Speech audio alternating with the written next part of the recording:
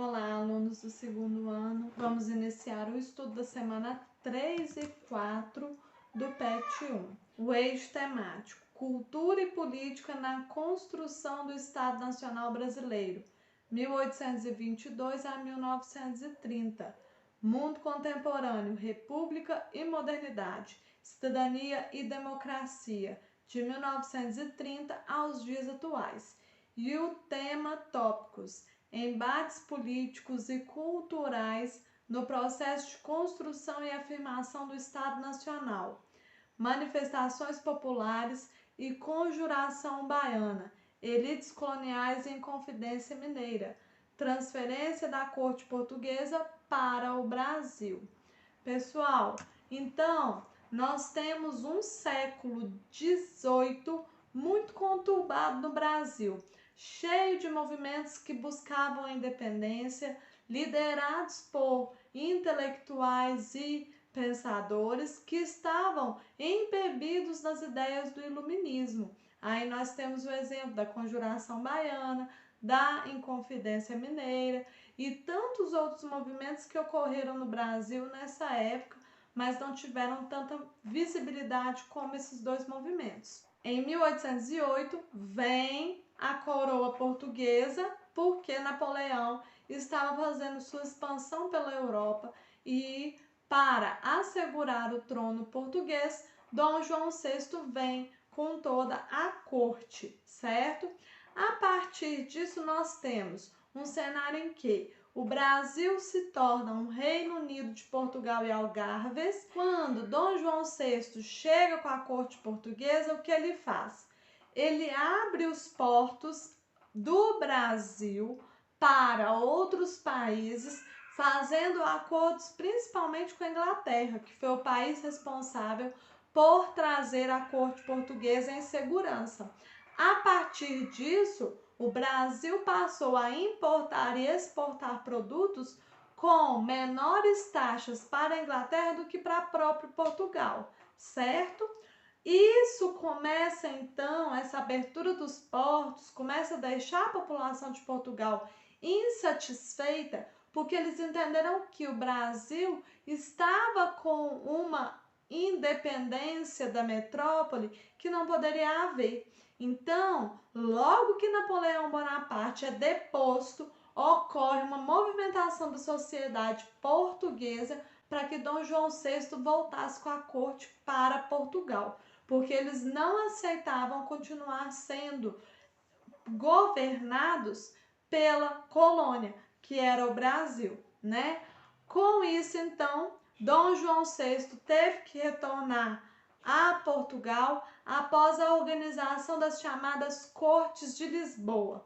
Essa reunião contou com deputados portugueses e brasileiros que começaram a organização de um documento constitucional para Portugal.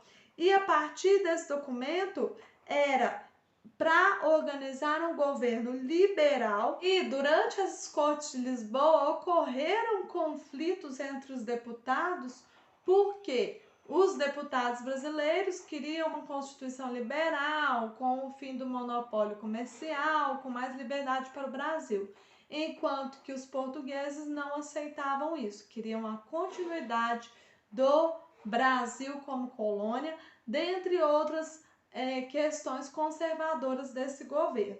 Dom João VI, então, ele retorna em 1815 a Portugal, após as pressões dos deputados durante essas reuniões das Cortes de Lisboa, e aí ele retorna a Portugal, deixando Dom Pedro I como príncipe regente para poder organizar o que fosse necessário aqui no Brasil e assegurar a continuidade dessa colônia no domínio de Portugal, certo?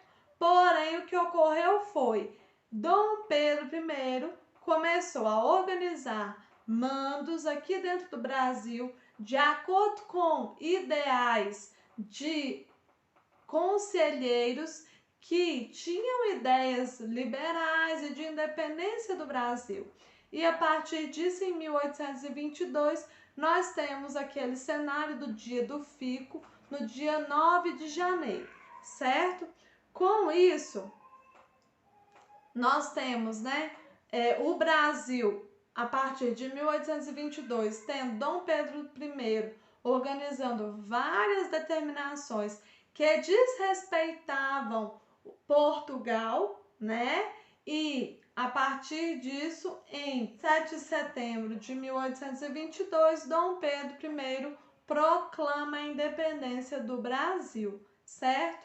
Aí, gente, nós temos, né, vários versos populares da época que colocam a situação da população, que não mudou nada com a independência do Brasil. A população trabalhadora continuou trabalhando sem dinheiro, sem condições financeiras, enquanto que descendentes de portugueses tinham vários privilégios dentro da sociedade portuguesa, né? E a corrupção foi uma coisa que aconteceu demais durante o reinado e depois na República Brasileira. Por quê? Essas pessoas integrantes das altas camadas sociais e do governo brasileiro organizavam leis que favoreciam aos seus interesses, não pensavam na população geral. E, além disso, eles escondiam, às vezes, questões que não eram pertinentes a serem abertas porque estavam tendo um ganho a partir daquela situação. Tem outro fator. O brasileiro, o político brasileiro, naquela época não recebia nada. Então, para ele, roubar uma coisinha aqui, um valor ali, era como se fosse um pagamento pelo trabalho dele como um político, como um governante brasileiro, certo? Então, nós temos essa situação. A corrupção hoje ainda é muito frequente no Brasil. O combate a ela é uma coisa muito complicada. Há alguns anos atrás tivemos vários êxitos no combate à corrupção com investigações como Mensalão, Lava Jato. Porém, esse ano nós temos uma regressão nesses passos. Por quê? Por exemplo, a Operação Lava Jato foi parada pelo governo federal, pelo STF. E a partir disso, órgãos internacionais estão de olho no Brasil para procurar entender o que está acontecendo, porque o combate à corrupção deve ser alguma coisa usada em todos os governos e sempre. Não pode haver interrupção de um processo como foi o Lava Jato. Gente, eu espero que vocês tenham compreendido. Se tiverem alguma dúvida, entrem em contato comigo pelo WhatsApp ou deixem seus comentários aqui. Aos meus alunos, peço que preencham o formulário que está na descrição ou encaminhem e-mail com a foto da sua atividade para mim. Até mais!